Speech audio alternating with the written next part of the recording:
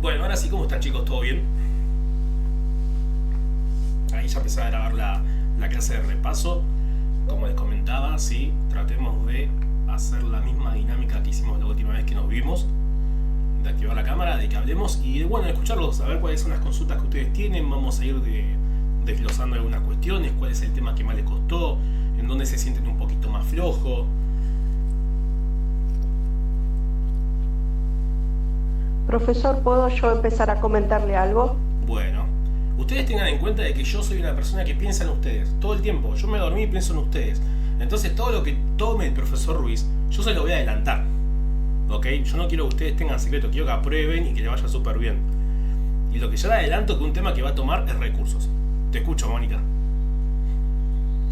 Yo quería tener claro las copias que hay que presentar ante el recurso de queja en la Cámara.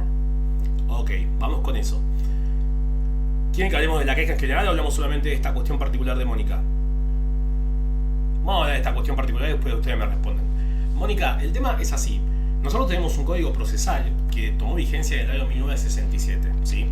Y lo que vos te dice el código es que para vos interponer un recurso de queja en la Cámara tenés que cumplir una serie de requisitos, más allá de lo de admisibilidad, etcétera, y la fundamentación y toda la cuestión que el propio recurso lleva. Estos son adjuntar copias. ¿Qué copias nos pide el código? Bueno, nos pide copia de la resolución que estábamos impugnando, de las presuntas notificaciones, de los actos de impugnación, de los recursos interpuestos y de la concesión denegada. La cuestión es que hoy en día estamos en el 2026 y con el tema de la digitalización esto ya quedó un poco en desuso, ¿sí? Por ende, vos lo que vas a poder hacer es interponer el recurso de queja y sacar los PDFs del juego de primera instancia y adjuntarlos y cumplir ese requisito que sean como las copias. ¿Me explicó? Eso es en el ámbito de la nación. Por ejemplo, te cuento, en provincia es distinto. En provincia tenemos un sistema que se llama Augusta, ¿sí? Y una vez que nosotros interponemos el recurso de queja en la Cámara para que sortee una sala, directamente interponemos solamente el escrito con la fundamentación allí incorporada. ¿Por qué? Porque los actos que los jueces van a tener que mirar lo pueden ver desde el sistema mismo, ¿sí? Y además, la Corte de la provincia sacó un precedente, que es el precedente Tevez, que lo que dice es que justamente requerir las copias de los actos procesales que la propia ley exige es un exceso ritual. Entonces vos quedaste con esto, Mónica, que cuando vos tengas que interponer un recurso de queja, lo que vas a tener que hacer es cubrir o cumplir, mejor dicho, no me salga la palabra, los requisitos que te pide la ley para fundamentar el por qué está mal denegado ese recurso o por qué están mal conseguidos los efectos, pero en cuanto a las costas, vos vas a tener que adjuntar un PDF a tu escrito con los actos procesales que a vos te pide, ¿sí?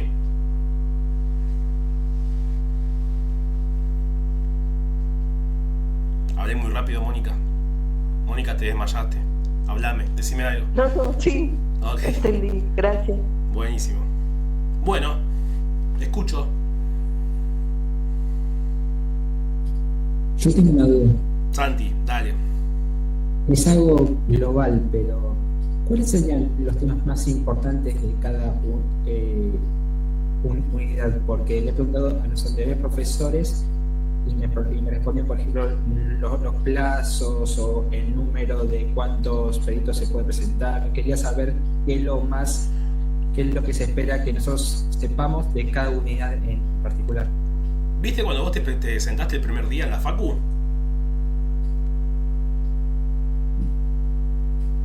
¿Y viste cuando te sentaste el primer día en la facu en la primera clase?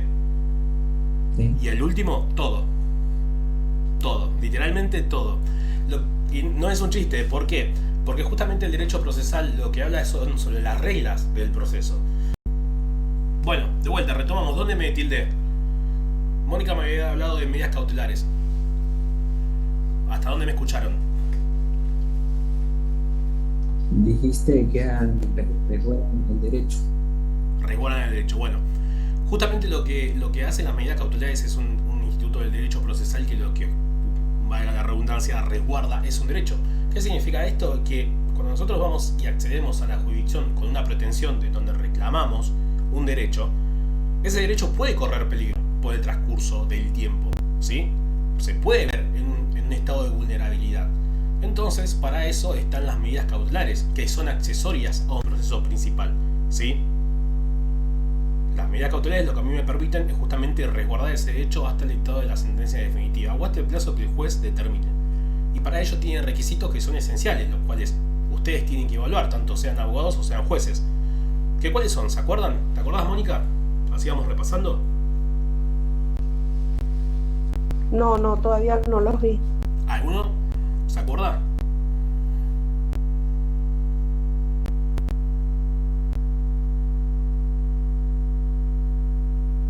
Nada. Hábleme porque yo pienso que se me tilda la compu. ¿Qué cosa? ¿Cuáles son los requisitos para las medidas cautelares? Los requisitos de admisibilidad, los presupuestos. Los elementos que yo tengo que cumplir para que el juez me dicte una medida cautelar.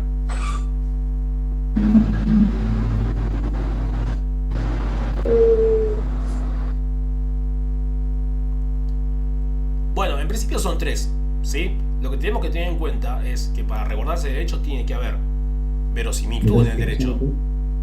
Bien, Santi. Peligro en la demora.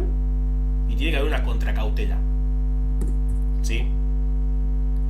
La verosimilitud del derecho, bueno, justamente lo que ustedes tienen que hacer y fundamentar es que la pretensión del derecho que a ustedes los asiste es cierto, ¿sí? Tienen que fundamentar el por qué tiene exactitud ese derecho. ¿Ok? Relacionado a ello, tienen que acreditar el peligro en la demora. ¿Qué significa esto? Yo tengo que hacerle saber al juez el por qué necesito una medida cautelar y cuáles pueden ser las consecuencias en el caso de que no se vea resguardado ese derecho. ¿Sí? Y después está la contracautela. Que la contracautela lo que hace justamente es, o opera de la siguiente manera. Frente al dictado de una medida cautelar, como la medida cautelar es un proceso prematuro para resguardarse de derecho, puede ocasionar perjuicios a la parte que estoy interponiendo de esa medida cautelar. ¿Sí? Entonces, frente a los futuros daños que pueda generar esa medida cautelar, está la contracautela. ¿A qué hace referencia? A que la parte que pida la medida cautelar se tiene que hacer responsable mediante determinadas cauciones que ahora vamos a ver, ¿sí? En el caso de que genere un perjuicio a la parte que esté interponiendo una medida cautelar, ¿sí? Esa caución puede ser una caución juratoria, que es una mera promesa de decir que se va a hacer responsable en el caso de generar un daño. Puede ser una caución personal. Por ejemplo, yo puedo ser fiador de una persona que interpone una medida cautelar y de responsabilizarme de los daños. Puede ser real, responder con patrimonio, ¿sí? Tanto sea bienes muebles como inmuebles, o sea, suma de dinero, ¿sí? Y creo que no me falta ninguna. ¿Se entendió? Después ustedes van a ver los caracteres, ¿sí? ¿Qué son los caracteres? Bueno, esto de lo que hablaba, el tema del plazo, de que las medidas cautelares son transformables. No es que el juez dicta una medida cautelar y queda ahí. No, la medida cautelar puede ir variando en sí respecto a cómo se encuentren variando los hechos, ¿sí? Yo puedo pedirle una medida cautelar al juez y el juez puede decir que no, que esa medida cautelar no corresponde, pero sí dicta otra medida cautelar que sea menos gravosa para la parte, etc. Eso lo tienen que ver, ¿sí? Y después, bueno, van a ir a ver las medidas cautelares individuales, que ustedes ya lo habrán oído, que son embargo, prohibición de innovar, anotación de litis, inhibición general de bienes, etc. Eso después le pegan un repasito bien en el manual. Digo, así vamos adelantando temas. ¿Se entendió esto de las medidas cautelares? Porque si no les doy un ejemplo. A mí solo me quedó un poco de duda con la contracautela. Sería como una seguridad que impone una medida cautelar para el imputado que se le hace esa medida cautelar. Como un resguardo. Sería, sí. Claro, sería como una garantía, pongámoslo así. En el caso de que la medida cautelar genere un perjuicio a la parte, porque ustedes recuerden lo siguiente, la medida va a ser trabada contra un tercero que va a ser el demandado. ¿Me explico? Si por ejemplo, Santi, yo te estoy haciendo, no sé, un juicio millonario y sé que sos un tipo que, no sé, tiene, no sé, empresas offshore o podés sacar tu capital por otro lado y yo veo que mi patrimonio puede correr un riesgo, lo que voy a hacer es, no sé, pedir una medida cautelar de embargo. Me explico, o no sé, tenés determinada cantidad de bienes y yo puedo pensar de que te puedes desapoderar y entonces te voy a pedir, no sé, una medida cautelar de anotación de litis. Pero ¿qué pasa? Si el derecho en que yo me fundamenté para esa medida cautelar te ocasionó un perjuicio a vos, vos lo que necesitas es que te respondan por ese perjuicio, ¿sí? Entonces opera la contracautela. Si yo te traje mal una medida cautelar por cierto monto y afecté tu patrimonio, bueno, con esa contracautela me voy a tener que hacer responsable de los perjuicios que te ocasioné a vos. ¿Se entendió?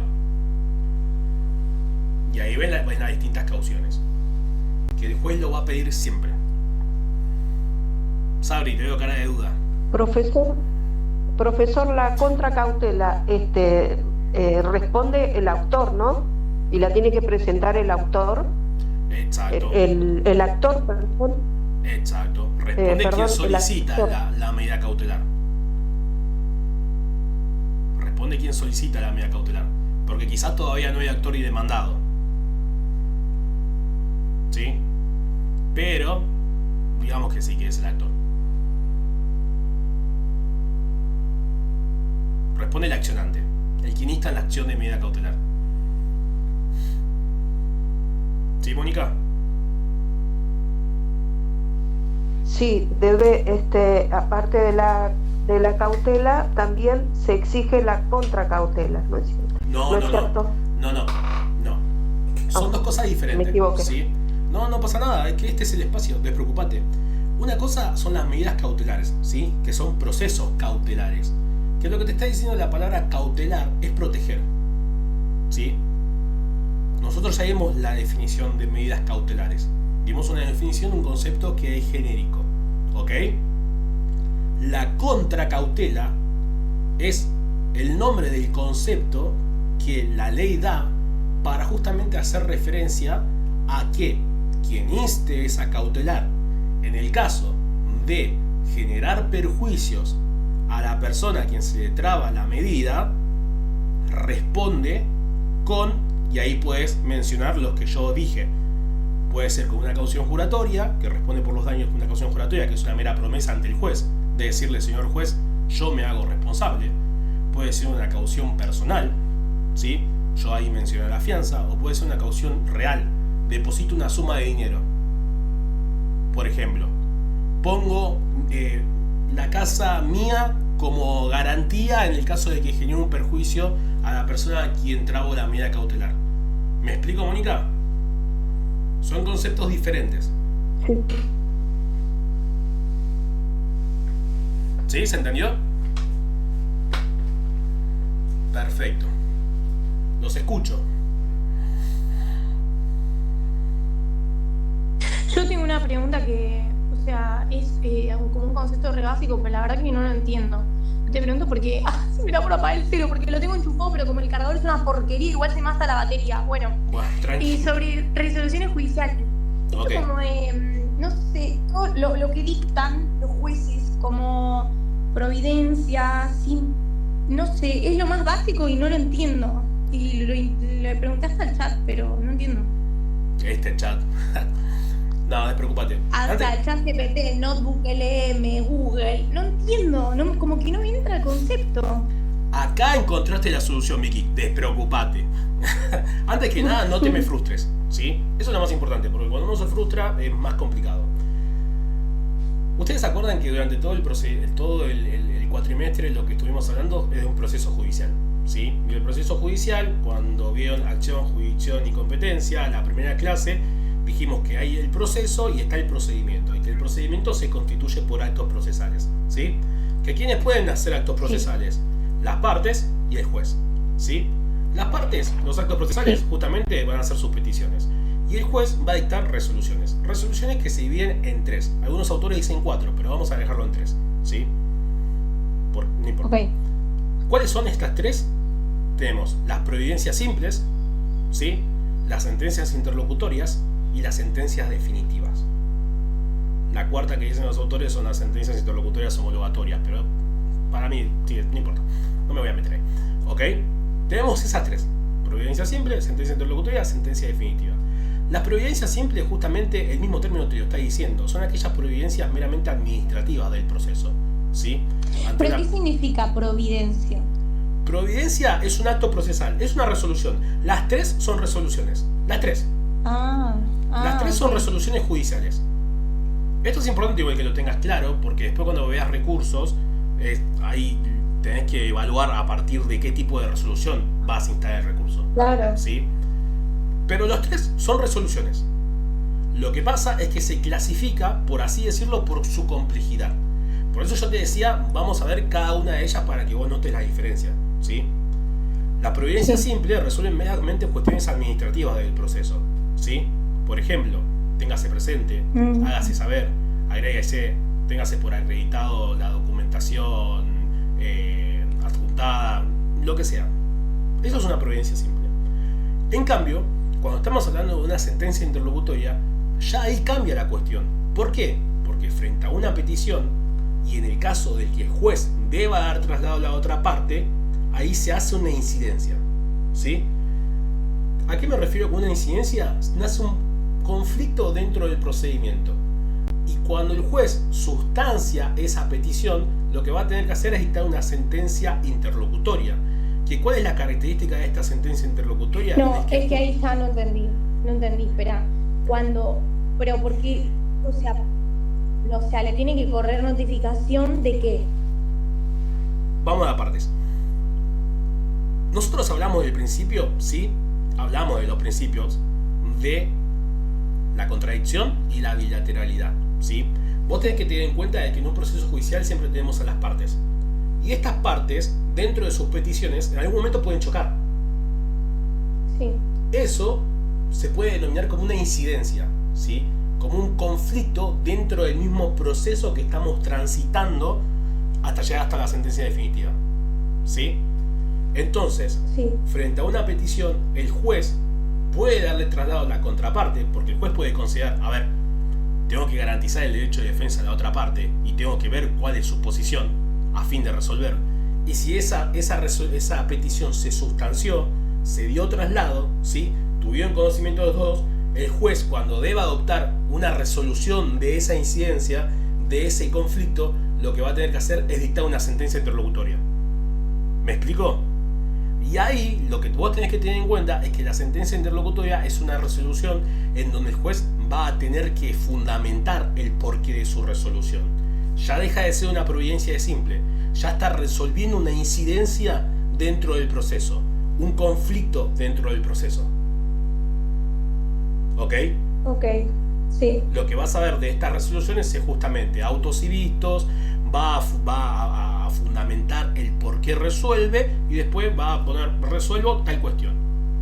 Eso va a ser, y además las sentencias interlocutorias ya imponen costas. Lo tiene que decir expresamente. ¿Estamos bien? Sí. Y después tenemos las sentencias definitivas. Que la sentencia definitiva ya sabemos de qué se trata. Ponen fin al proceso, ya sabemos cuáles son las características, no quiero andar mucho más en el tema. ¿Está bien? Sí. Justo tengo duda con eso. En sentencias definitivas hay una clasificación de sentencias. ¿Clasificación? ¿Cuál sería? Sí. ¿Dónde leíste clasificación? ¿Dónde leíste clasificación?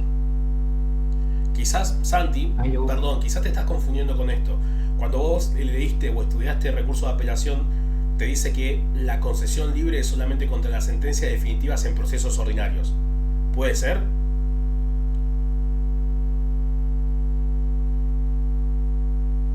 Ahí lo busco igual, pero creo que eso no es. Ok, lo que pasa es que la sentencia va a depender de qué tipo de proceso estemos hablando, ¿sí? Pero siempre van a ser sentencias definitivas. No sé, en un proceso ejecutivo puedes ver sentencia de trance y remate. Pero no sé a qué clasificación hace referencia. Vicky, ¿quedó claro esto?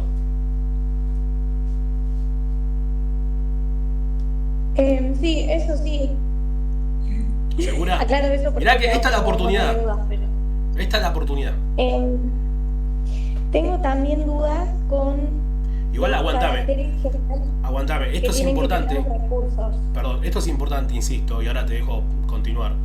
Ujú. De que lo tengas en cuenta cuando vos analices la interposición de recursos. ¿Sí? Porque vos justamente al profesor le tenés que detallar qué recurso concede contra cuál resolución. Entonces vos en tu cabeza tenés que tener tres tipos de resoluciones. Sí. Se me complica también con los caracteres de los recursos, los generales que tienen que tener todos, o que tienen todos en realidad. ¿Vos decís respecto a la admisibilidad del recurso? Claro, los caracteres que tienen que tener. Ok, ahora vamos a ver los recursos. Santi, ¿encontraste eso? Después te digo. Listo, dale, vamos con los recursos. Bueno, ustedes tienen que tener en cuenta de que justamente los recursos, ¿qué son los recursos? ¿Qué son los recursos?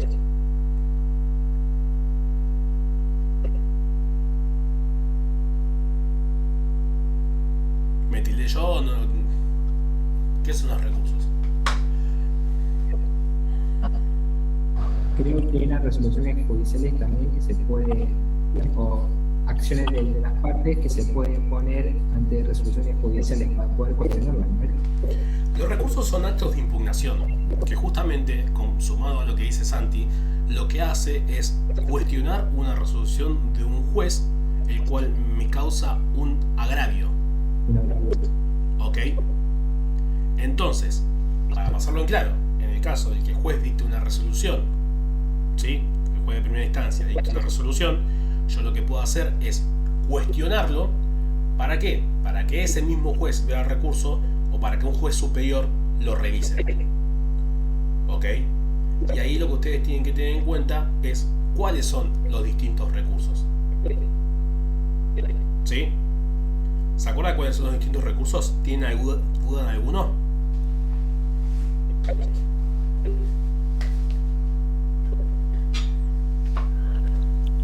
Aclaratoria, revocatoria y apelación. Sí. Esos son los recursos. Y queja. Sí, queja, que es el primero que te comenté. Ok, ¿hay dudas en alguno en particular? Yo tengo una pregunta, Sí.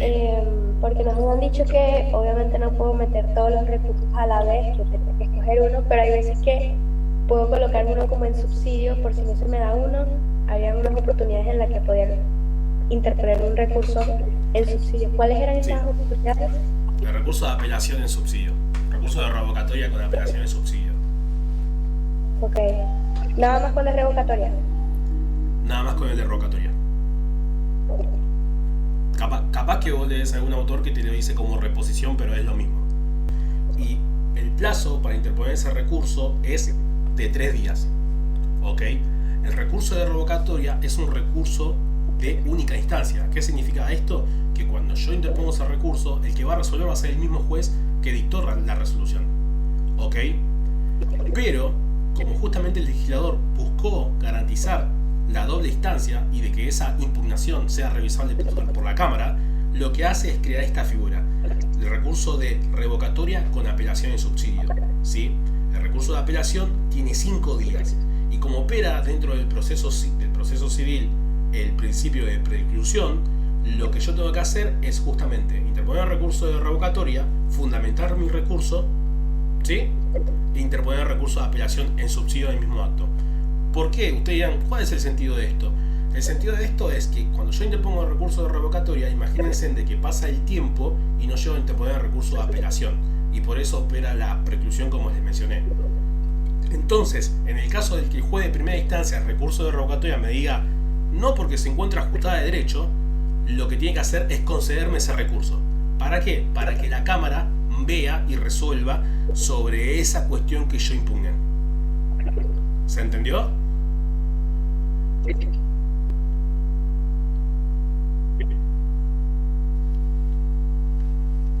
¿Sí?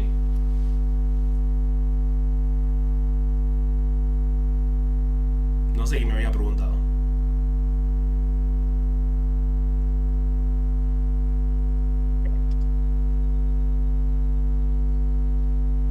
Los escucho. Profesor, las excepciones que tiene el demandado en cuanto a los recursos. ¿Excepciones del demandado de los recursos? No, perdón, en el Ejecutivo. Ok. Yo pregunto, ¿sí? ¿El tema de recursos está todo claro? ¿No quieren que veamos el recurso de apelación? ¿Nada? Sí, veamos el de apelación. Bueno, lo que vamos a hacer es muy rápido. ¿Sí? ¿Cuál era la diferencia entre cuando es en relación y libre? Vamos por ahí. ¿Les parece?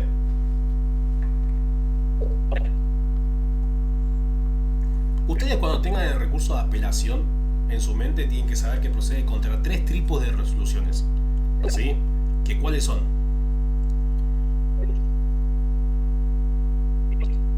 Las simples, las interlocutorias y las definitivas. ¿Y las simples qué características tiene el recurso de apelación? No. Que son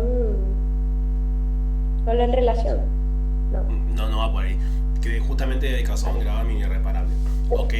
La cuestión es que cuando ustedes tengan en mente el recurso de apelación tienen que tener también incorporado la admisibilidad del recurso. Ustedes tienen que hacer la evaluación de la admisibilidad del recurso. ¿Sí?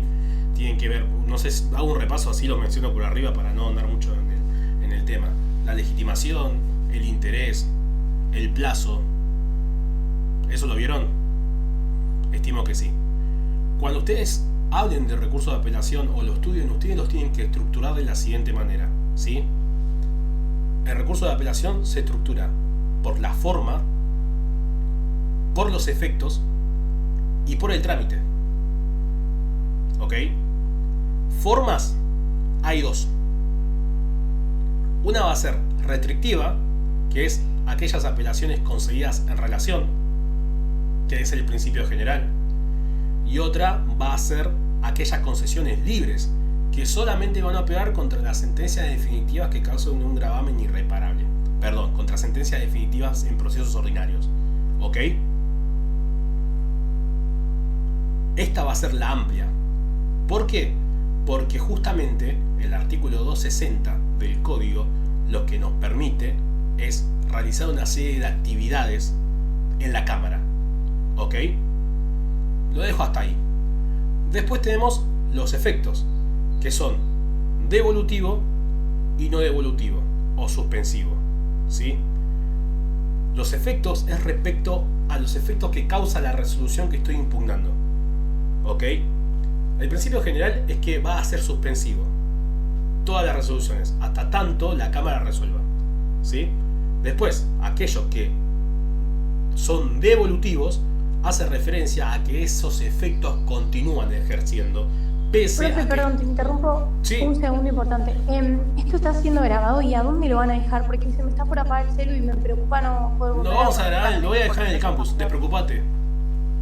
En el campus me va a llegar una notificación al mail o entro en documentos. Sí, seguramente el mail, o si no, sigan en Instagram, que ahí yo lo manejo y lo voy subiendo. No hay problema. Ok, sí, por favor. No hay problema. Dale. Dale, gracias. Me había quedado con el efecto devolutivo, ¿sí? Que justamente hace referencia a que la resolución que estoy impugnando va a continuar con sus efectos. Por ejemplo, una medida cautelar.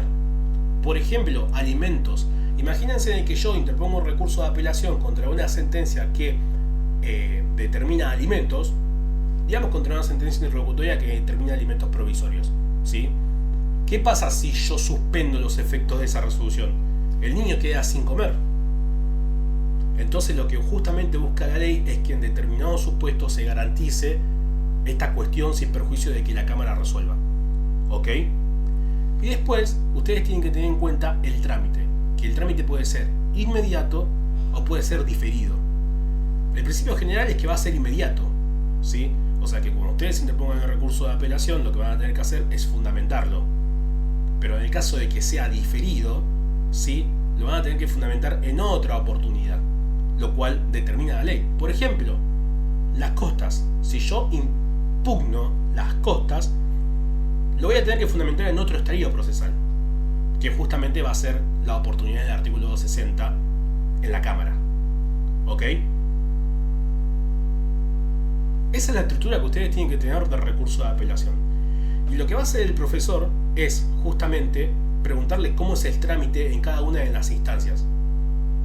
¿Sí? Y cuando vaya al recurso libre le va a preguntar cuáles son las actividades del artículo de 260. ¿Ok? ¿Estamos bien?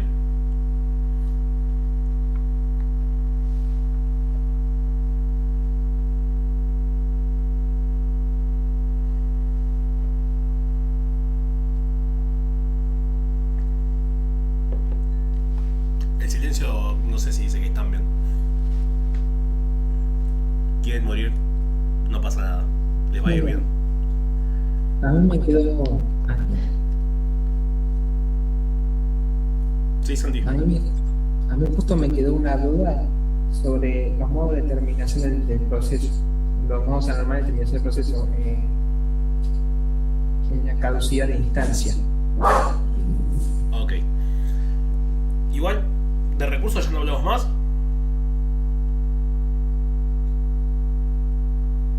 Bueno, la caducidad de instancia, vos tenés que tener en cuenta que el término caducidad, ¿sí?, lo que hace referencia es el transcurso del tiempo.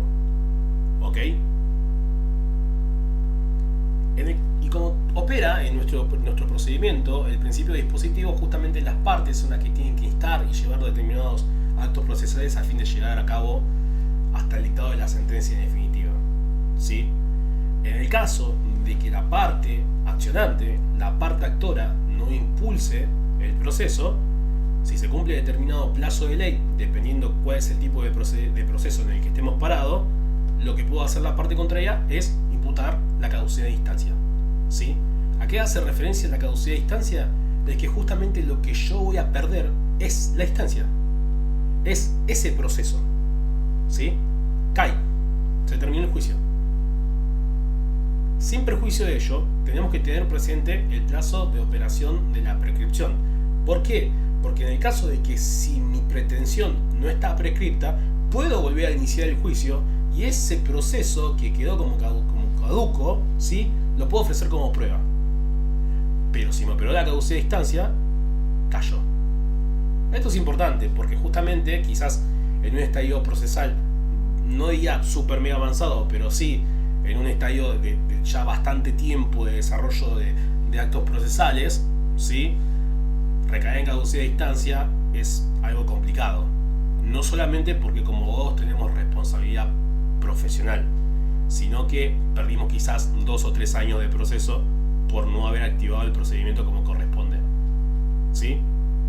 Entonces, vos tenés que tener en cuenta que la caducidad de instancia es el modo anormal de terminación del proceso por el transcurso del tiempo y la falta de impulso procesal. ¿Sí? Y después ves bien el procedimiento que determina la ley. El 310 y en adelante. ¿Sí, Santi? Mónica, te dejé colgada con las excepciones del proceso ejecutivo. ¿Sí? Sí, me equivoco con las otras excepciones de la ejecutoria. Ok, entonces estamos hablando de los procesos de ejecución, de sentencia, no procesos ejecutivos. Muy bien. Cuando habla de la falsedad de la ejecutoria como excepción, habla de esta particular. Después me mencionás las demás si vos querés las desarrollamos un poco más. Lo que justamente habla es que esa resolución que yo pretendo ejecutar todavía no ha quedado firme, no ha quedado ejecutoriada. Ustedes dirán, ¿cuál es el término o cuál es la diferencia entre firme y ejecutoriada?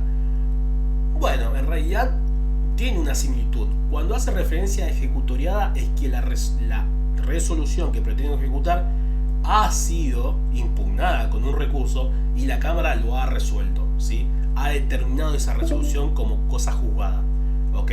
Entonces ya ahí ya quedó ejecutoriada, ya quedó inamovible. ¿Me explico?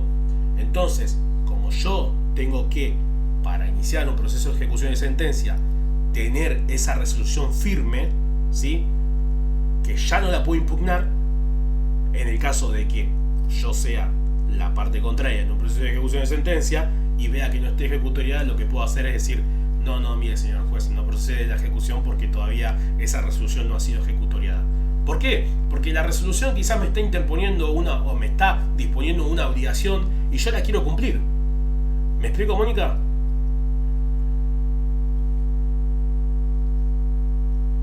Sí. Ok, hace referencia a eso. Nos quedan 15 minutos. Si necesita más tiempo me dicen, no hay problema, pero tenemos que hacer una nueva.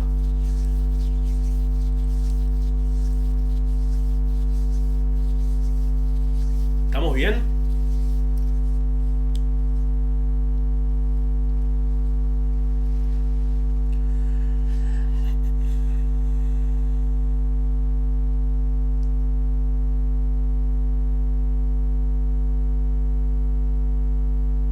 Bueno, yo tengo otra duda. Justo te había dicho antes, en las resoluciones judiciales, que había una clasificación.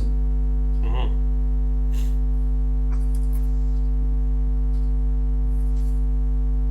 Ahí te digo una. Dale.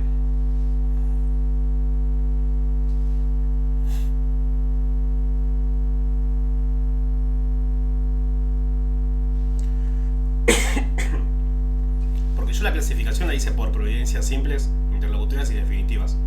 ¿Será eso, Santi?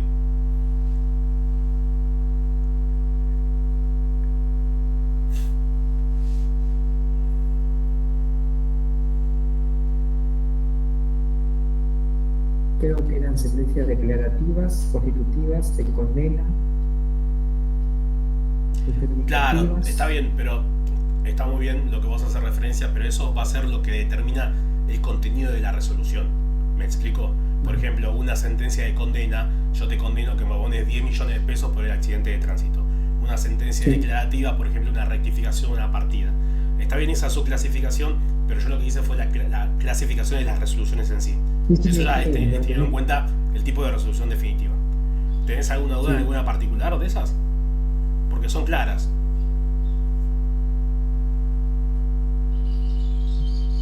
No creo que te pregunten eso igual, Santi. Pero no hay problema. Si tenés la duda, acá estamos. Hola Carlos, Sí. yo tengo otra consulta por ahí No. mientras Santi busca la suya. Creo que ya lo tenía igual. ¿Me quería acá, consul- Violeta? ¿Cómo? Creo que ya la tenía, Santi. Ah, bueno, perdón, decile a Santi. No, sí. Después pregunto. No, vas a vos y yo después lo digo. Ok. Ok, es medio otro tema, así que... Pero bueno, sí. Sobre apelación, habíamos hablado de los efectos suspensivos que eran en general y después el efecto devolutivo. Quería preguntar un poco sobre eso. No me había quedado de todo claro el concepto de devolutivo. Y después había visto en el libro de Palacio cuestiones sobre efectos inmediatos o diferidos. También tenía dudas con respecto a eso. Sí, Viole, igual eso lo vimos, lo dije recién. No sé si no lo escuchaste. No, no escuché. No hay problema. Yo lo que dije así rapidito es que el recurso de apelación lo tienen que estructurar de la siguiente manera. La forma, que va a ser la concesión en relación o libremente, en relación, principio general, libremente solamente contra las sentencias en procesos de sentencias definitivas en procesos ordinarios, ¿sí? Después el efecto, que va a ser justamente devolutivo o suspensivo, el efecto respecto a la resolución que estoy impugnando, que ahí vamos, despreocupate. Y el trámite, ¿sí? Que es inmediato o diferido. Cuando hablamos del efecto de la resolución que estamos impugnando, justamente lo que hace referencia es a qué va a pasar con la resolución que el juez de primera instancia dictó, ¿sí? El principio general es que esto va a quedar suspendido hasta tanto, ¿sí?, la Cámara resuelva. ¿Hasta ahí estamos bien? Eso va a ser suspensivo, ¿sí? Pero la ley prevé en determinados casos que corresponde que el efecto sea devolutivo. ¿Qué significa esto? Que continúe los efectos de la resolución del juez de primera instancia, sin perjuicio de que la Cámara todavía no haya resuelto. ¿Por qué? Porque justamente lo que se busca garantizar es el derecho que la ley interpone. Yo di ahí el ejemplo de los alimentos. Imagínate que un juez lo que hace es dictaminar una sentencia interlocutoria de alimentos provisorios y nosotros interponemos un recurso, o el alimentante interpone un recurso, y suspendemos. ¿Qué va a pasar? Dejamos al nene sin alimentos. Y eso es lo complejo. Entonces, sin perjuicio de que el alimentante impugne los alimentos provisorios, los efectos de esta resolución van a continuar. Y los efectos de la concesión de recursos van a ser devolutivos. ¿Ok? Lo mismo se aplica para las medidas cautelares.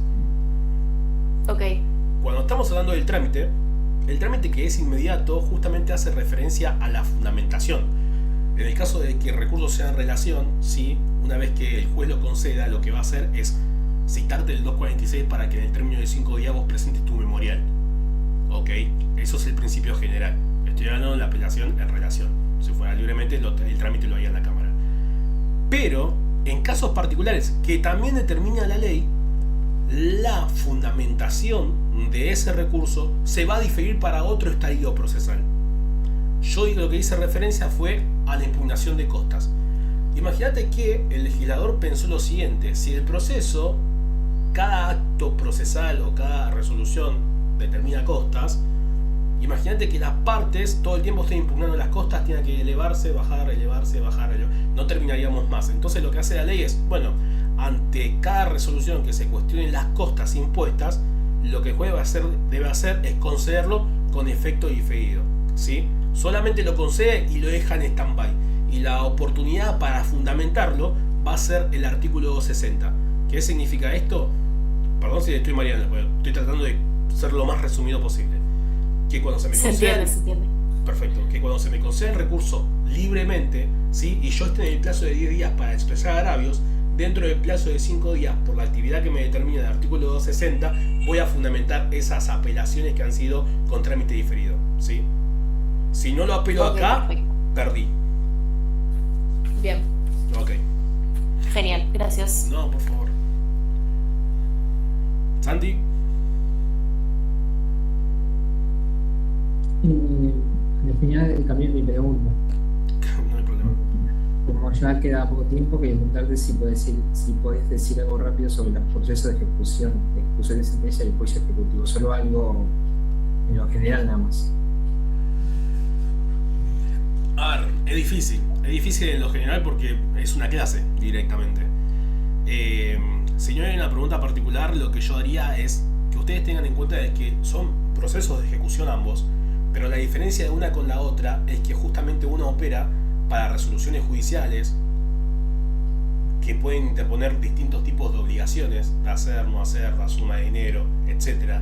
¿Sí? También puede ser para árbitros, ¿cómo? Ahí no me sale el nombre, la sentencia que dictaminan los árbitros. Laudos, ¿sí? Arbitrales, contra regulaciones de honorarios. Entonces ese procedimiento está abocado a eso. En cambio, los juicios ejecutivos, vos tenés que tener en cuenta de que pueden ser, porque creo que lo termina el artículo, no me acuerdo cuál, pero solamente opera contra aquellos títulos que traen aparejada ejecución de ley, ¿sí? No pasa nada, yo también tengo perrito. Solamente trae aparejada ejecución de ley, ¿sí? Títulos específicos, por ejemplo un pagaré, ¿sí? También puede ser títulos privados. Ustedes habrán visto en clase, por ejemplo, el cobro de un canon locativo, ¿sí? Yo puedo iniciar un juicio ejecutivo, pero primero tengo que preparar la vía para llevar a cabo eso. Y después, bueno, cada uno tiene sus cuestiones, cada uno tiene sus defensas, las excepciones son, en el caso de la ejecución de sentencias, son más específicas. En el caso de los juicios ejecutivos comparten la mayoría con las excepciones que ya vimos anteriormente, nada más que se agrega la inhabilidad y la falsedad de título, y no sé, y después, bueno, otro tipo de resolución, que es la sentencia tras el remate, y después podemos seguir, pero es muy amplio para decirte solamente una diferencia. Me quedaría con eso nada más, no quiero ser irresponsable. ¿Sí? Bueno, chicos, ¿nos queda alguna duda más?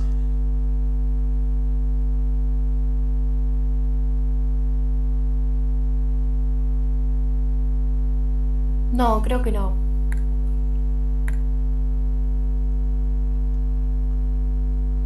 Bueno, igual hagamos lo siguiente, ¿sí? Yo lo que voy a hacer, voy a subir el video del campus. Ustedes siguen en Instagram de Procesal. Por favor, síganlo porque yo ahora hago una publicación ahí y les aviso cuando esté cargado. Quizás sea más fácil. Cualquier duda que tengan, nos escriben, ¿sí? A mí, si escriben al Instagram, voy a estar yo porque lo suelo revisar yo.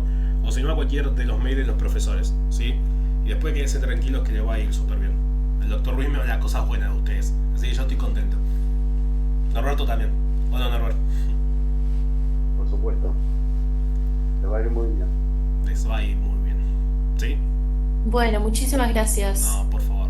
Lo que necesiten. Si alguno va a Recu y quiere escribir o preguntar, a disposición siempre. ¿Sí? Chicos, me alegro un montón verlos. Me alegro haberlos conocido T4. Lamentablemente solamente por este medio. Pero bueno, ya nos estaremos cruzando por los pasillos de la facu. ¿Sí? Yo tengo una duda más. Sí, dale. Si se puede o se pasa. Sí. 4 minutos te queda. No te quiero generar presión. Vale, deja, después lo mando. Dale, me parece bien. Como vos quieras. Bueno, chicos, nos vemos. Que tengan un buen día. Buenas tardes. Gracias, igual, buenas Chao, hasta tardes. luego.